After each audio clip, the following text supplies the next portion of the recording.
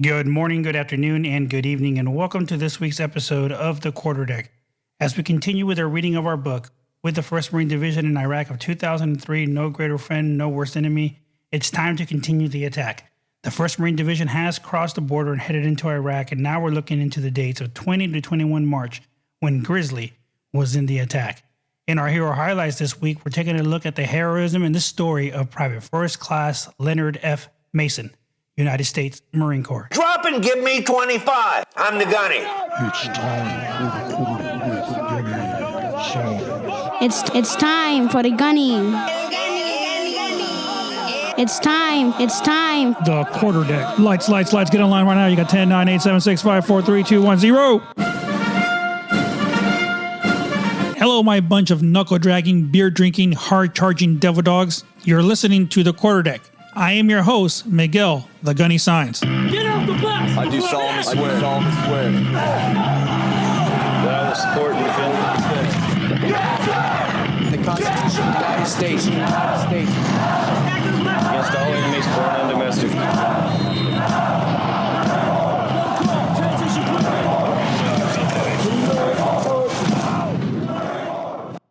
Now that we're moving out of Thanksgiving time frame, we can't believe that it's already going to be Christmas, but here towards the end of November, it's always a special time that we take the time to remember the life of Staff Sergeant Vincent Bell, which is one of the younger Marines that we had that I was able to check into the battery when I was back in Sierra Battery 511.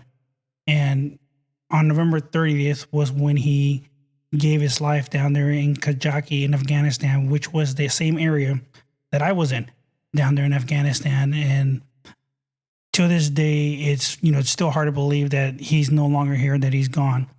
But unfortunately, I know exactly the same spot that he was actually killed in, because it was what we called it was line black that we were in over there, or tree line black, should I say.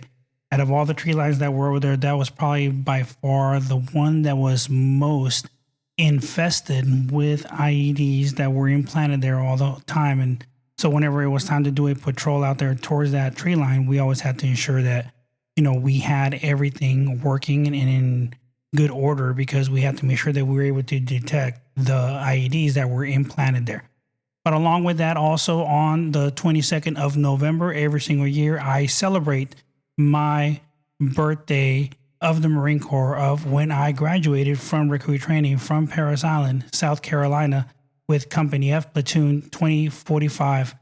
So it's been a while. It's been a long time since I graduated from recruit training. And man, how the time flies, because it seems just like yesterday that I was walking across the parade deck down there in Parris Island, and we were told to be dismissed by our senior drill instructor, Staff Sergeant VRL, and they told us to get off the parade deck, get out of here, and go away and go home.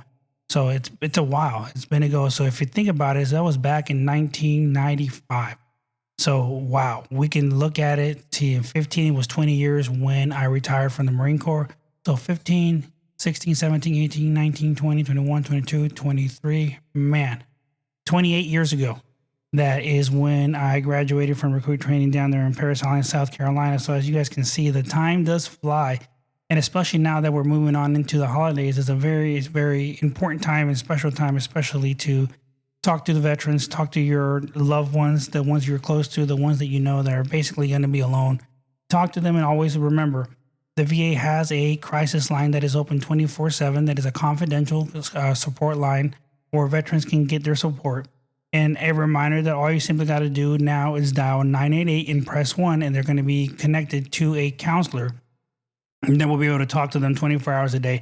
And, we have so many people nowadays that they don't like talking to people. So the VA now offers a chat line as well, where they can simply just text 838-255 and be able to talk to a counselor that way, to ensure that they're able to get the support that they need and are able to get any kind of assistance that's going to be available, because there's so much assistance and services that are available through the VA that a lot of veterans just simply do not take advantage of them, because either they don't know, or they just simply don't know how to get a hold of these people to be able to find the care and the assistance that they need for them to be able to be taken care of. So, always remember, that there's always different types of ways and, signs that you can take a look at, especially with your loved ones, of what might consist of them actually being in some kind of a crisis. And we gotta look at these. Some of the signs that we need to look at, especially if during this time frame or something just happened and maybe they just ended a relationship and now they're on their own and they're kind of in their own little world and don't know exactly what to do. Maybe they lost their job, or they're not very stable in their housing condition because maybe they're having issues paying their bills now because they lost their job. A lot of people feel they lost a purpose. Maybe they don't feel that they really aren't there to be able to do anything anymore, or maybe they just don't think that they belong, or what they do doesn't mean anything. And at some point, everybody's going to face some kind of challenge in their life. So we want to make sure that these challenges don't develop into some kind of crisis. So by us recognizing these crises, whether it's for ourselves or for someone that we may know, it gives us the opportunity for us to show that we do care and help them to find some kind of support. Now, I remember last week I talked about the young Marine that contacted me on the phone about the issues that he was having kind of a mental instability during the time frame. And he's a younger Marine, so, at least younger than I am. And, a long time ago, I know that he did end his relationship, so he was on his own. And, like every other typical person that may be into a relationship, they turn to alcohol and stuff like that on a daily basis. And, that's not the way to go. I learned a lot of years ago, and I learned that because thanks to my wife, that she helped me to focus and understand that there is other things and ways to cope with things instead of just sitting there drinking all the time, because it's not good. And besides, I want to be here for a long, long time, to be here with her, my son, and even our 2 dogs. I want to be here for a long time, so you got to make sure you understand that. But on a good note, he is on his way down there to Washington State right now to go ahead and be part of a program that the VA has out there for him to be able to get the support and the help that he needs to help with his alcoholism and any other things that he may be involved with. So wish him the best of luck to go out there and do what he needs to do to ensure that he gets the help and the assistance that is available out there for him. So as we can see, there are many, many, many resources that are out there for our veterans to be able to be there and for us to be able to help them to find these kinds of locations. So, the Veterans Crisis Line is that starting step, that stepping stone that we can take to allow them to know that there is help available. And, with social media nowadays, man, you can find all this kind of information on Facebook, on Twitter, everywhere. All they simply got to do is just research the Veterans Crisis Line, and they're going to be able to find any contact information. So always remember, so if you know someone, or maybe you realize that someone part of the family or someone that's close to your family that may be going through these kind of situations, give them the contact information to allow them to be able to actually go out there and get the help. So it is very important, especially, it is a big thing right now with veterans, with the holidays coming up, because a lot of people do feel alone. They feel like there's nobody here or nobody there with them because of the things that they may be dealing with. So remember, spread the word, get the word out there, and allow them to be able to get the help that they need, so that way they are not alone. And remember, the Veterans Crisis Line, all you simply got to do is dial 988 and then press 1. Are you looking for a photographer who can capture the most important moments in your life? Look no further than Miguel Saenz Photography.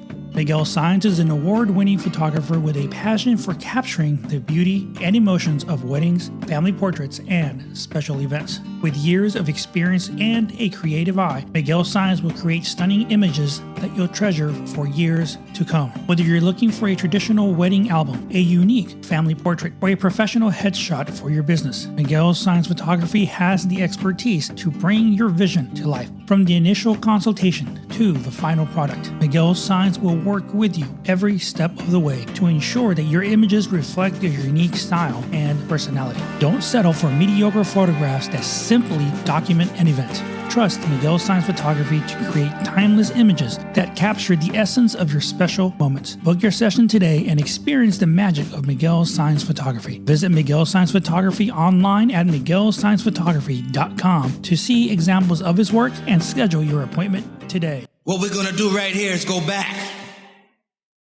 way back into time.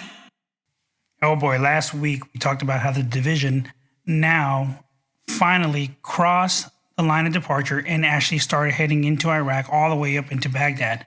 Now, this week in our reading of our book, With the 1st Marine Division in Iraq in 2003, No Greater Friend, No Worst Enemy, we're going to go ahead and look into the dates of March 20th and 21st as the division actually moved into the attack. And I got to tell you guys, this is the time after, or the day after, that we, as the 11th Marine Division, continued with our suppression of fire for the infantry as they were moving forward, crossing the line of departure and making their way towards the 51st Mechanized Division, the tank division that was moving towards us down there from Saffron Hill, towards the line or the border, the line of departure that we crossed over. So let's take a look at the 20th and 21st of March as Grizzly moved into their attack to be able to actually head into Iraq and be able to actually complete their mission that they were tasked with. RCT's 5 mission was to seize the 4 strategically significant GOSPs of the South Rumalaya oil fields, block the 6th Armored Division at the North Rumalaya Bridge, and block the 51st Iraqi Mechanized Infantry Division along Highway 8. RCT-7 would attack to the east of the original H-hour, less than 10 hours later. RCT-5 attacked through 2 breach sites, each consisting of 3 lanes. Just prior to the attack, the Iraqis placed a minefield in the middle of the lane of the western breach site. The lane remained foul during the attack despite the efforts of the Explosive Ordnance Disposal, or the EOD teams, and a sniper who shot several of the mines, causing them to explode. This obstacle had no significant effect on the attack. 1st LAR Battalion, who was supported by the 7th Royal Horse Artillery light gun batteries, established the RCT security zone. This was inside of Iraq, and provided overwatch across the RCT-5 zone of actions in the RCT as they prepared to attack. The 2nd Tank Battalion, or Iron Horse as their call sign was, led RCT-5's main attack through the western breach site, and they were moving through breach lanes Red 1 and Red 3. Now, Iron Horse attacked quickly through the relatively open desert on the western flank in order to establish a blocking position that would trap the enemy in the AZ Zerero area. Over the next 10 hours, Iron Horse would push beyond the initial overwatch set by the 1st LAR Battalion and advance into an uncovered enemy territory. They attacked along the axis to the west of the oil field infrastructure, uncovering Iraqi ground at a rapid rate and destroying everything hostile in its path. 27 enemy vehicles and more than 100 enemy ground forces were destroyed in this initial attack. Now, just like LAR did, they were moving at a faster pace as the division had anticipated. So this allowed the division to move forward so much faster. But as we're going to find out a little bit later, we're going to see how that can cause an issue with the supply train as the division is starting to progress and move forward into Iraq. As dawn broke on 21 March, 2nd Tanks established their blocking position on Highway 8. This was accomplished with minimal communications with the RCT-5 CP beyond RCT-5's reporting. Now, this was successive on all the waypoints and the significant enemy contacts. Battle positions: Tank was 25 kilometers west of Iraq, which the second largest city, or al-Bazrah, and situated in the rear of the Iraqi 51st Mechanized Brigade. From this position, Iron Horse was capable of disrupting the Iraqi defenses and providing a catalyst for the Iraqis' hasty retreat. The battalion had attacked through approximately 70 kilometers of enemy territory, entirely under the cover of darkness. In just 10 hours, conditions were now set for adjacent elements of RCT-5 to ensure their key objectives. Now, there's one of the main things that the U.S. forces has the advantage in is because we're capable of still operating in pitch dark. With our night vision equipment that the division has, we're able to see the enemy. Now, as far as we knew during that time frame, the Iraqi army or any of the people that were fighting with them did not have this capability to see at night in the same way that we did. While Iron Horse moved to trap enemy forces to the east, RCT-5's main effort of the 2nd Battalion, 5th Marines, or 2-5, followed the trace organized as a mechanized task force. The battalion peeled off to the North Ramallah Oilfield Highway Bridge, establishing a blocking position. Along the way, 2-5 secured the North Ramallah Oilfield infrastructure. The blocking position of 2-5 was important to block any attempts of the Iraqi 6th Armored Division to reinforce or counterattack south of the Saddam Canal. 2nd Battalion gained contact with the enemy and soundly defeated the estimated brigade-sized force in the North Ramallah, capturing the brigade commander. With 2-5 and 2nd tanks in their blocking positions, the enemy was held at arm's length, while the remainder of the RCT moved in swiftly to capture the oil field's infrastructure. 1st Battalion, 5th Marines, 1-5, followed by 3rd Battalion, 5th Marines, attacked through the eastern breach site, lanes red 4 through 6. 1st Battalion attacked to seize the 2 southmost GOSPs and the South Ramallah Intermediate Pumping Station. Just before the timetable had been accelerated, the battalion staff met to conduct a last-minute review of their attack plans for the following day. During the session, the Marines on radio watch handed the battalion commander an urgent message. Lieutenant Colonel Padilla read the note, then looked up and said, "Guys, we're going right now." The Iraqis' action to ignite oil wells in South Ramallah required 1-5 and 3-5 to cross the border immediately in order to prevent the further destruction of the oil infrastructure. Lieutenant Colonel Padilla gave some final instructions, and the meeting began to disperse. Before everyone could hurry off, he stopped everyone and said, "Hold on. Chaplain, where are you?" Lieutenant Cash, the battalion chaplain who had been standing behind Lieutenant Colonel Padilla during the meeting, led everyone in a short prayer before they left to carry out the mission. After gearing up, the battalion crossed the line of departure and entered into Iraq. 1 hour prior to crossing that line of departure, the battalion was notified that there would be 30 minutes of preparation fires before they crossed the line of departure. So artillery was going to provide fire support and some of the air support to allow them to make sure that they had a clear path as they crossed that line of departure and started heading into Iraq. The battalion quickly prosecuted known targets with available assets, focusing on air defense artillery and indirect fire assets. 3 kilometers into Iraq, Alpha Company encountered an Iraqi tank platoon supported by dismounted infantry. These were quickly destroyed by Javelin tank main guns and AAV upgun systems. The battalion simultaneously secured the southmost Gauss, number 3 and 4, with Bravo and Charlie companies repeatedly.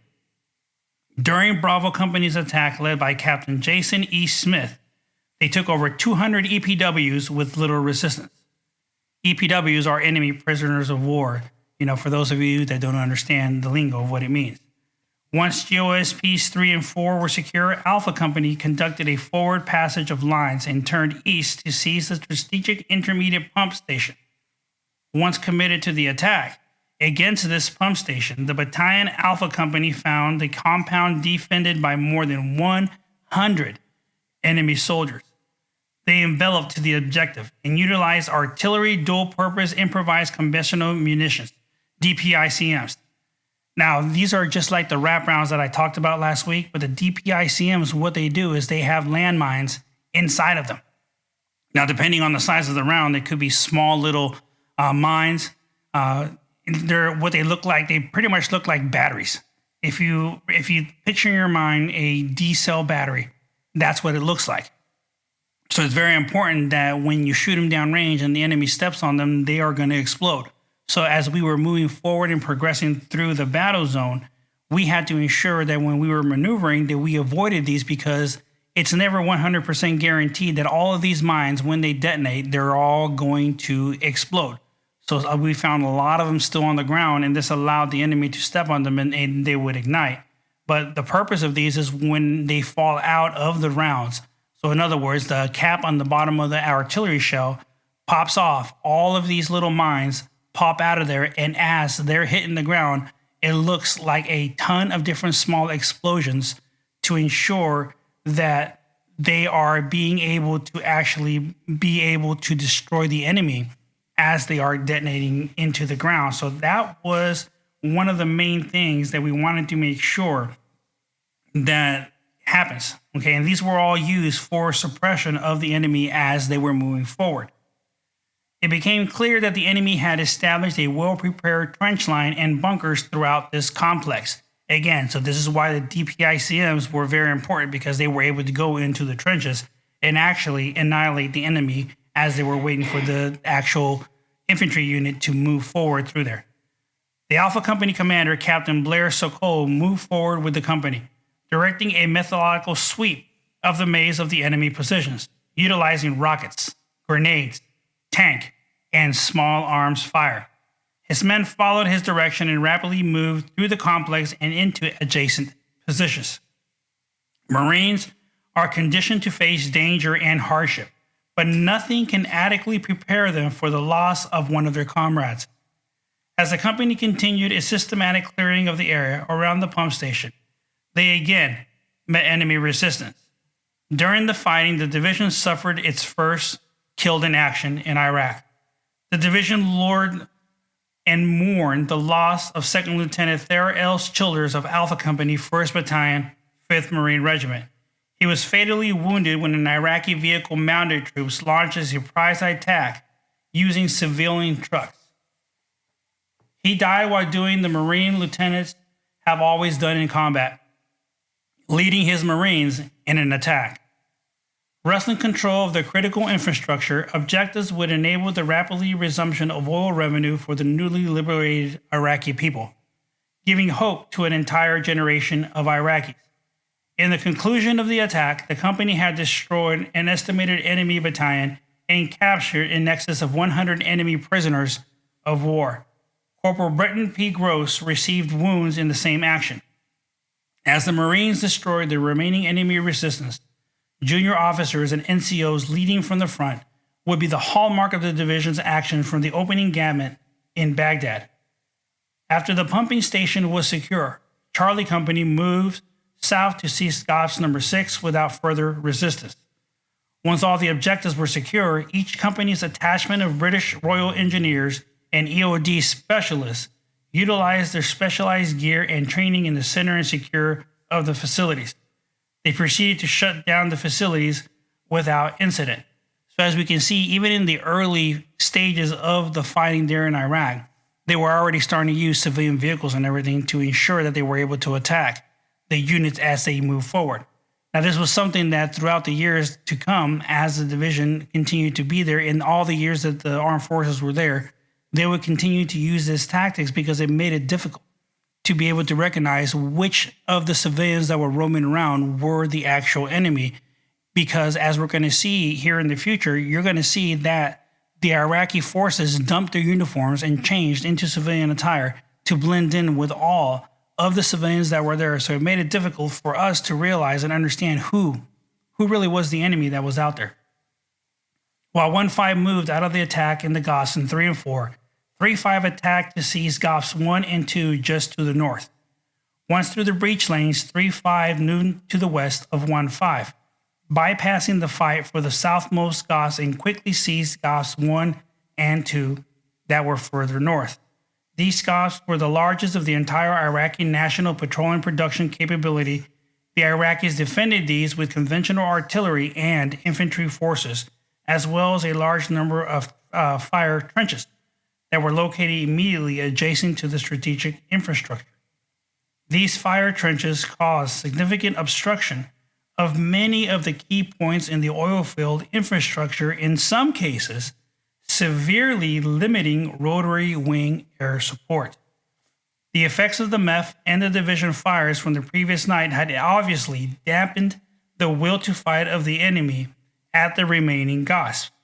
Kilo Company, commanded by Captain Mike Miller, called in a close airstrike on D30 battery east of Goss 2, then moved just beyond the burning oil range and dismounted. Captain Miller's Marines meticulously cleared Goss 2 area, moving through numerous bunkers, trenches, and fighting positions to round up nearly 200 Iraqi APWs. Lima Company, commanded by Captain Scott Meredith, secured Gops 1, experiencing no enemy resistance. Later that day, 3-5 was relieved in place by 1-5 and moved to Battalion TAA west of Goss 1. Now, looking back, Lieutenant Colonel Mundy, the commander of 3-5, had to say, opening a gambit, and this is what he told his Marines. 3 things stand out that night. First, the spirit and enthusiasm of the Marines when ordered on a very short notice to conduct a mechanized night attack, 10 hours earlier than expected, was very impressive.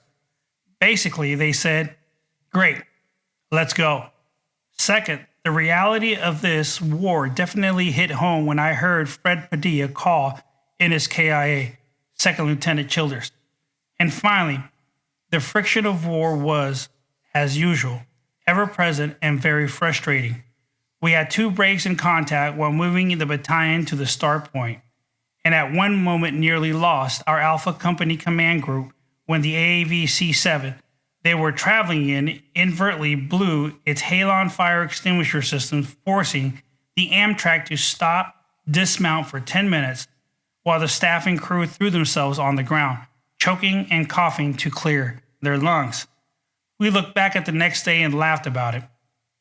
But at the time, I thought I had lost my staff principals, and they could faintly hear the ghost of my basic school instructors asking me, "What now, Lieutenant Colonel?"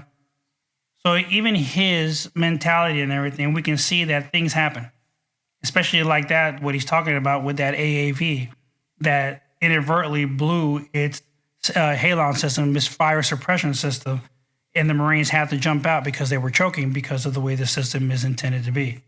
So it was a good thing that they were able to get out and they were able to do what they had to do. Despite the limitations of haze and smoke, RCT-5 enjoyed uncommon rotary wing support from the Marines of HMLA 169, they're known as the Vipers, and HMM 268, the Red Dragons, throughout the campaign of Baghdad.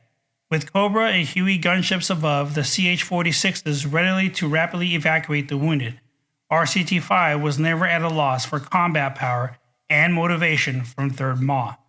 The habitual relationships built during peacetime began to pay dividends, beginning with the first engagement. 2nd Battalion, 11th Marines, CSCC 115, and RCT-5 command elements also crossed the Iraqi through the eastern breach site in early on March 21st. Through the early morning hours, the RCT consolidated its objective and turned to processing the hundreds of EPWs they had captured. 211 established firing positions in the north of Ramallah, from which they could support either the blocking positions maintained by 2-5, oriented to the north, or the enemy's 6th Armored Division was, or 2nd Tank Battalion oriented to the east, any elements of the 51st Mechanized Division seeking to escape. As part of the division's scheme of maneuver, RCT-5 also controlled the movement of 1st Reconnaissance Battalion and RCT-1 through western breach sites and their assigned zones of action. Each in turn, 1st LAR Battalion led Recon Battalion and RCT-1 to the vicinity of the Rumalaya airfield, where they were released to screen RCT-5's western flank. The visibility compressed timeline, uncertain enemy sit, and C2 challenge created no shortage of fog and friction last night. They said the battalions did a superb job across talking and improvising. As I write this, we are in a position to accomplish assigned tasks. We got the first one under our belt and stand ready to support RCT-7 and then continue the attack onto Baghdad. So it's very, very important that all these commanders can see and understand exactly what was going on, so they're able to brief their Marines, because they need to understand exactly what's going on as well to ensure that they're going to be able to succeed and continue to accomplish that mission.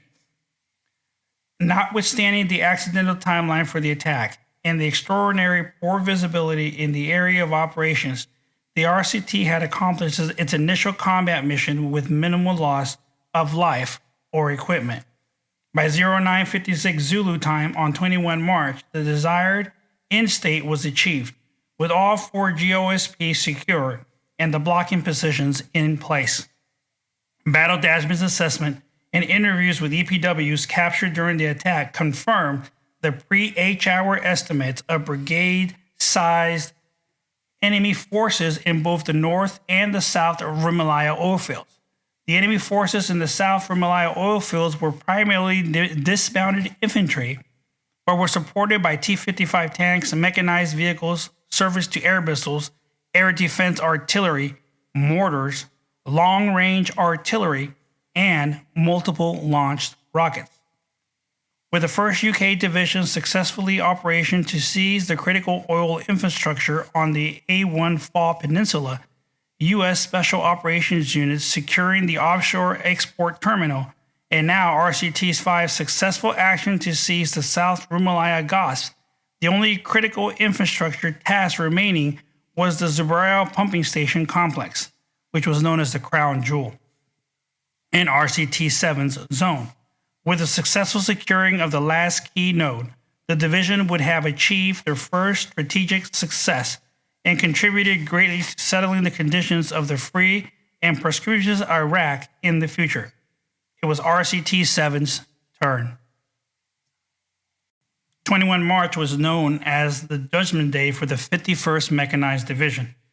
On 21 March, while RCT-5 was engaging in the South Rumalaya oil fields, the division issued a frago, tasking RCT-7 to attack the zone and destroy the 51st Mechanized Infantry Division in order to prevent the retreat of this unit into Al-Bazrah. The timing of the attack was set for 03 Zulu time. Simultaneous with the 1st UK Division attack to Qasr on the Marines Division's eastern flank, this attack would be the hammer of the anvil already established by the RCT's 5 and 2nd tanks in their blocking position of the west, sealing off the retreat for Iraqis hoping to escape and come back and fight another day. During the hours of the preceding attack, the division conducted shaping fires using Pioneer UAV in a direct support role to the division. From the live feed of the division, CP intelligence and fires representatives were able to find targets, adjust fire, and conduct assessments of the key targets throughout the whole entire zone. The division was able to find and kill a large number of enemy in RCT-7's path, including artillery, infantry, and T-55s in a defensive position along RCT-7's intended attack routes. This was a fine example of a classic division's fire shaping fight in the advance of the RCT close fight. The close relationship with the division had established with the VMU squadrons was now paying off in the observed deep fires with rounds on target. The stated goal for the shaping fight was for the RCT to simply have to wade through the area of the body parts on their way to the objectives. The shaping fight had a significant impact on the willingness of the enemy to stay and fight RCT-7 only hours later. So now the division was proceeding to engage the enemy in that 51st Armored Division to ensure that they were going to be successful. And with the blockades and how they had everything blocked to the rear of them, they were going to ensure that there was no possible way that they were going to be able to escape and retreat, because that's one of the things we did not want them to be able to get away and then come back and fight another day, because now they were ready to go because they had a time to replan everything. So as we can see, it's starting to shape up and going to be a good day for the 1st Marine Division as they continue to annihilate the enemy and make their way down into Baghdad. Hero highlight. Private First Class Leonard F. Mason, United States Marine Corps. Private First Class Leonard Foster Mason, 24, was posthumously awarded the Medal of Honor for conspicuous gallantry in action when, despite serious wounds, he single-handedly charged and wiped out an enemy machine gun position on Guam on 22 July of 1944. He died of his wounds the following day aboard a hospital ship offshore. An automatic rifleman, he had participated in the initial landing on Guam on 21 July. Leonard F. Mason was born 22 February 1920 in Middlesboro, Kentucky, and attended public schools there. He later moved to Lima, Ohio, where he worked for the Superior Body Works. After enlisting in 1942, he trained at Parris Island, South Carolina. He went overseas in October of 1943 and took part in combat on Bougainville with the 3rd Marines, 3rd Marine Division, prior to sacrificing his life on Guam. Secretary of the Navy James V. Forrestal presented the Medal of Honor to PFC Mason's mother, with his 2 sisters witnessing the presentation.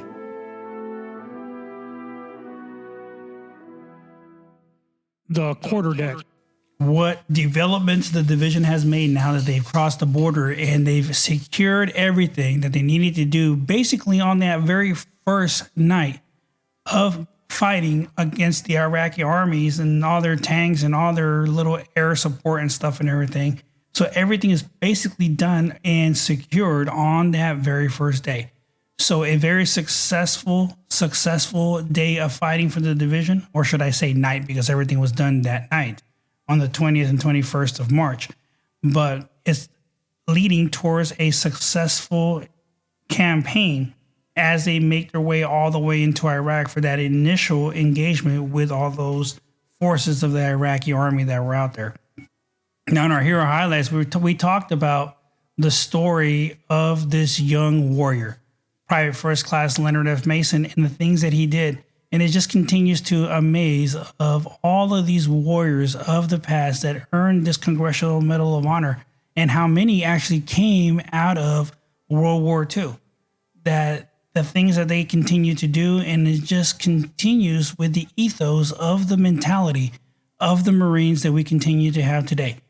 So along with that, we can see how the Marine Corps has truly not changed throughout the years in the way that the Marines think and their mentality on how they continue to be successful in whatever mission that they decide that they want to do or they're tasked with, because they need to accomplish it no matter what. As a reminder, I want to go ahead and thank all of you loyal listeners that continue to listen to the podcast here every single week. I hope that everybody had a great Thanksgiving, that we had a week off from the podcast. But again, we're back this week. And always remember that you can listen to our podcast on any of the podcasting applications that are out there. And those of you that do listen on Spotify, you're able to participate in our questions every single week to ensure that you participate in the polls and everything else that we have going on with the podcast. If you are new, thank you very much for joining us. Make sure that you join us as well on our Facebook page at the Quarterdeck with Gunny Signs. And you can leave any comments, any questions as well on there. And we'll go ahead and make sure that we answer those on next week's podcast. So until then, I hope you guys enjoy the past couple of days that we have here in November. And as we move on into December, and have a great week. Enjoy it with your family and enjoy your weekend. Until next week, this is Miguel, the Gunny Signs, sounding Liberty Call. Get off the bus! I do solemnly swear. That I will support and defend the Constitution of the United States. against all enemies, foreign and domestic.